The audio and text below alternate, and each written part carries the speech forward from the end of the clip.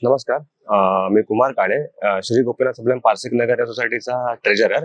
आज या ठिकाणी आपण बघत आहात आमच्या इथे हे सोलरचे पीव्ही जनरेशनचे शेड्यूल मॉड्यूल्स लागलेले आहेत. हे इन्स्टॉलेशन ह्यांनी गेल्या 5 ते 6 महिन्यात पूर्ण करून दिलेलं आहे. आमचं महिन्याचं बिल साधारण 3-3.5 लाख यायचं. तर आमच्या डोक्यात असं विचारलं की आपण सोलर पॉवरचं प्रोजेक्ट चालू करू. त्यात इंडसने आम्हाला एवढा सुंदर प्रतिसाद दिला. त्यांनी सांगितलं तुमची मॅक्झिमम कॅपॅसिटी 80 ची आहे.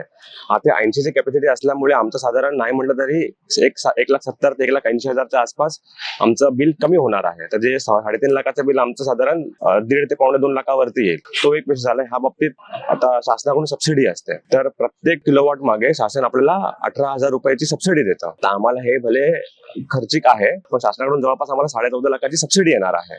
त्यामुळे तुमची जवळपास 25 ते 30% कॉस्ट ही सबसिडीमध्ये कव्हर होऊन जाते. इंडसने आम्हाला सांगितल्याप्रमाणे ह्याचा पेबॅक 17 ते 18 महिन्यामध्ये पूर्ण पेबॅक होऊन जाईल प्रोजेक्टचा. तर इंडसने आम्हाला प्रॉमिस केलेलं की तुमच्या 4 ते 4.25च्या आसपास 4.2 का 4.5 असं काहीतरी होतं की तुमची जनरेशन डेलीची होईल. पण आम्ही गेल्या हप्त्याभरात बघतो तर आमचं 5+ होत आहे.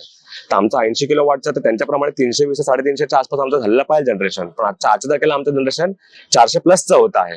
इंडस कंपनीचं मी मनापासून आभार मानतो की त्यांनी ज्या प्रकारे आम्हाला गायडन्स दिलंय. आणि त्यांचं सगळ्यात चांगली गोष्ट म्हणजे इंडसची प्रत्येक डिपार्टमेंटला वेगळे माणूस आहेत. त्यांचे डुमरे साहेब आहेत, नेहमी ऍक्सेसिबल असतात. जे ओनर आहेत कंपनीचे ते नेहमी ऍक्सेसिबल असतात, अवेलेबल असतात. त्यांना फोन केला का ते फीडबॅक देतात. आणि प्रत्येक डिपार्टमेंट, मार्केटिंगचं डिपार्टमेंट झालं, सेल्सचं डिपार्टमेंट झालं, वर्कमॅनशिपचं झालं, इलेक्ट्रिकल डिपार्टमेंट झालं, प्रत्येक डिपार्टमेंटला वेगळे रिप्रेझेंटेटिव्ह आहेत. आणि मी इंडस सोलर कंपनीचा खूप मनापासून आभार मानतो की त्यांनी आम्हाला या कामामध्ये खूप मदत केली. धन्यवाद.